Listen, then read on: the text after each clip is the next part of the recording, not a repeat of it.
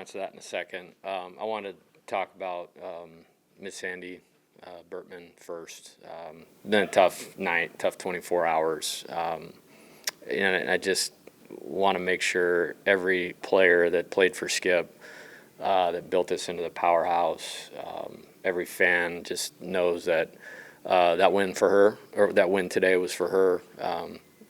I have referenced this several times. Like, personally, the coolest part of this job is the relationship I have with Skip. As you know, he was one of my heroes as a young coach, and now to have the friendship, the mentorship, the relationship that I have with Coach Burtman is amazing, and she was a very big part of that from the second we landed here. And it doesn't take long to figure out how critical she was to all of this here happening. When you hear the former players, whether it's Doug Thompson, Pete Bush, Ryan Terrio, all these guys that are now like really good friends of mine. Obviously talk about Coach, but talked about Miss Sandy. So that was for her. She got the magic moment tonight, and just thinking of Coach Burtman and the girls, their family, and I wanted to start with that. So relative to Cade, I thought he was outstanding. Again, he's stacked together a lot of really good starts. I think that there's a couple stories for me. He's very efficient with his pitch count in the first inning. I think he gave up the homer in the second, but then it was the third and the fourth, and there was a stretch in the fifth and the sixth where that's where he was actually pitching his best today. So I love just like the homer just kind of brushed off of him. He got to the next thing and executed in a way that you need a guy that's going to start the weekend in league to do. And really proud of him. I just think it's really tough to deal with when you can command the ball the way that he can, the way he can change speeds and locate. So kind of all of the above. What makes his stuff so swing and miss? I think it's hard to pinpoint one pitch or one area, because he's got four. And there's a lot of timing disruption. And, he's got enough on the fastball where you got to get started. If you don't, that's going to beat you. And by doing that, he could soften you up. And he's just really good. He's a really good athlete. If I let him hit, he would be a really good hitter here too, to tell you how good an athlete and competitor he is. He's got the makeup, along with that pitchability, and that's the separator. Jake Brown just continues to he does. hit beach balls whenever he's out there. Yeah. Can you talk about his involvement at the plate, I guess, that's going on this season? Yeah. Pretty noticeable. Yeah, I was very hopeful of that. I think in the postseason last year, I think it was sometime in Hoover, I just kind of made the decision of, like, we're playing him. You know what I mean? And it's one of those where the athletic talent is all there. He doesn't need to have more talent. He just needed some time, some experience. And went through a couple small hiccups here early in the season, but, he's been really good. He's been really good. And, did a great job tonight. I think he had 4 RBIs, and 3 ABs, and sign me up for that every day. And, I just think the advancement of the approach to go with the physical talent, and he's holding his best swing or more often. I think he just needed time. And it got set back a little bit because he got hurt during the summer, had to cut his summer short. But he's a really advanced player right now. Above 500 in the SEC. What's that? You're above 500 in the SEC. It's our first SEC game. I know. Yeah. Yeah, I like that. Let's do more of that. What did you think of the bullpen tonight, Coach? I thought it was mostly good. I think, Cade was rolling pretty good, like I mentioned, in the 5th and the 6th, and it's like, man, go get that 7th, and then we got the leadoff guy, and then we got 1-2 to the next guy, and I think he ended up walking him. Good at bat. I think it was Lovich again at that point. And then the other guy got the next guy to 2 strikes, and he just kind of punched one through there. He looked tired to me. To be at 1-2, and then he walked Lovich, and then the next guy singled on a pitch that was up that looked different than the rest of the pitches so far. And, it felt like it was time to get him out of there. We obviously had a lead, which was great. And then Connor doing a nice job of minimizing the damage. He walked the first guy, but then he got the sac fly, and then strikeout. Good strikeout to the leadoff guy. And so it just kept it small. And then, guys got a couple good swings on him, when we send him back out there. So we'll look at that. Then I thought DJ was excellent. Fell down 3-0, came back, struck the guy out. 0-2, got to 3-2, got the ground ball. I knew he would be critical in the series. And, he's been like a caged gorilla down there. Like the last few games, like I've had him up a bunch, and then the game has dictated doing something else. And and he wanted to stay in there and finish the game, which he loved that. And then Zach, not much more to say there.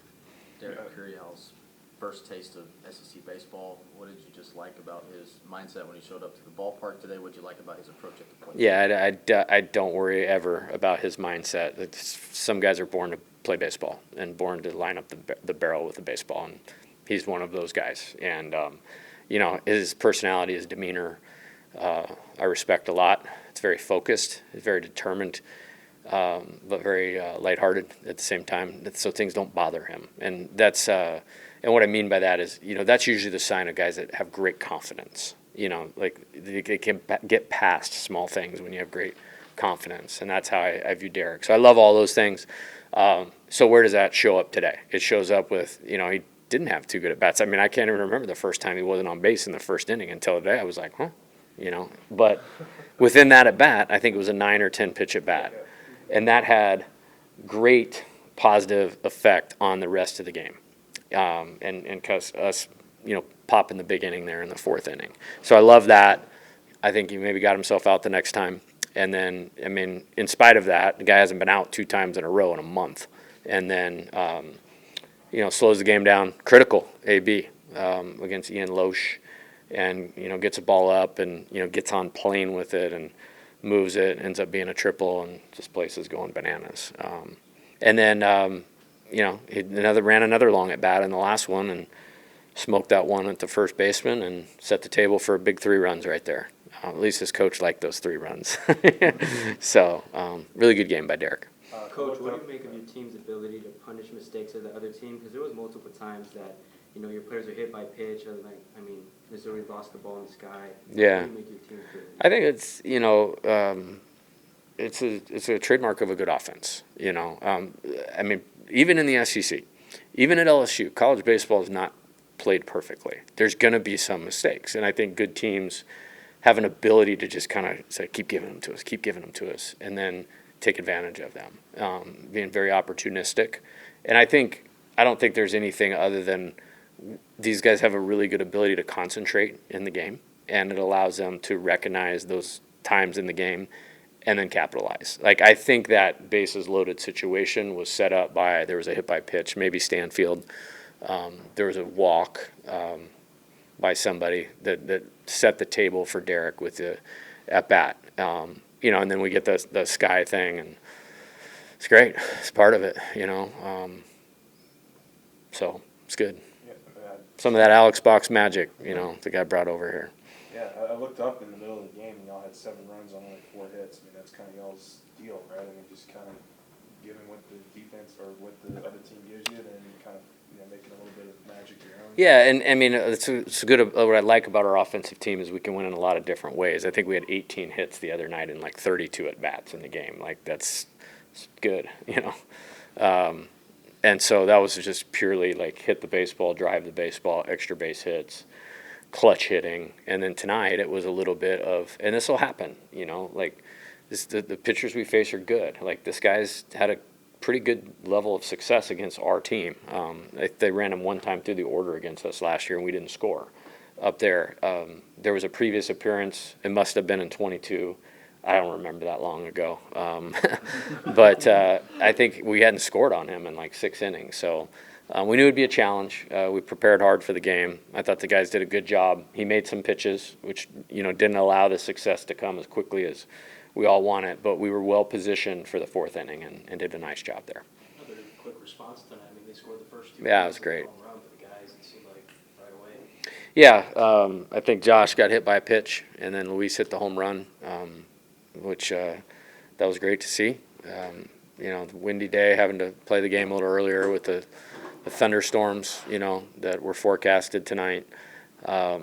it's going to be a little more offensive, if you choose to play the game a little earlier, and that's what happened. And they took advantage of it. Good swing by Lovich, and then it was good to see Luis take advantage of it. Encouraging to see that, though. I mean, we saw the quick responses. Oh yeah, I'm sorry, I got off track. No, you're good. Yeah, 100%. We have these things shut down, and we score, they don't. Okay, or in that case, the offensive term is answer back, and that was a great answer. Do you think Steven's getting to his power more this year? I can't even tell you how many homers he hit last year. So I think he has 4 or 5 this year. He's strong, and he's a really good hitter, and it's a tight swing, and his approach is much better. Like the other night in the melee of all those hits, he walked 3 times. And the self-discipline to do that when, you're really not getting a pitch to hit and understand that this is what good hitting is sometimes, to flip the bat over there, walk down to first base. And then a day like tonight, I think I don't know if he had a hit until the homer. And then, again, back to confidence of just staying with it, and he got a mistake. And, he drilled that. I think that would have been out on any day. So he's just a good hitter. He's a really good hitter. It would be the simplistic answer to that. Tonight was the deepest that Kate has gotten into a game. How much confidence do you have in him to be able to sort of just continue to set new career marks with getting deeper and deeper? Yeah, I have. Didn't he go 7 last week? 6. So he We didn't. thought it was Okay, 6. all right, We thought yeah. we thought the same thing. Like I said, so I don't remember what Ian Loesch did against us in 2022. So it was deeper. Good job by you. You got me on that one. I just looked at the 5th inning, the 6th inning, and the pitch count. Usually I'm not going to send him back out over 90 unless there's like a matchup thing or I've seen something this time of year. And he was under that. I think he was low 80s, and I thought the 5th and the 6th were his best innings of the day. And so it's like, keep going. And then like we talked about, we struck out the first guy. We got the next guy to 2 strikes. We were almost there.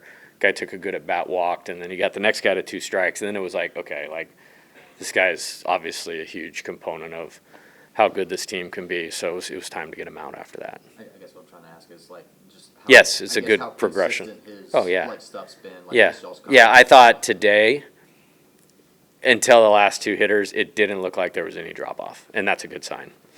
Is today a really good example of just feeling like your offense is giving your pitching staff more of a margin for error than last season, where there's just a lot of games that were Yeah. kind of close, or you needed the offense to sort of take that next step, and it just wasn't Yeah, quite there. it's just not. It's not the same team. And again, that team won 43 games. Okay, that team got to the finals of the SEC tournament. That team, got to a regional final and was this close to, in my opinion, beating the best team outside of our league. We're a check swing and an out away from having a great chance to go back to Omaha. So it's no disrespect. This is a different team. The returning players, they might as well, somebody hijack their bodies. You know what I mean? That's how different they are in terms of being better. And sometimes that's what it is. You just need time. And then the additions have been great. Derek, obviously, Danny, Luis Hernandez, Chris Stanfield. I could go on and on, So, yes, they are. And they need to execute the plan. And if they execute the plan with their talent and have good self-discipline to continue to do that, eventually we're going to break through. And I'm pleased with the maturity I see out of them, which allows the pitchers the margin for error that you're talking about, which is great. 7-2, 9-2. Well, then it's 9-5. Well, if it's 7-5, we brought the same guy in probably that we would have, but it's good. All right. Thank you, guys.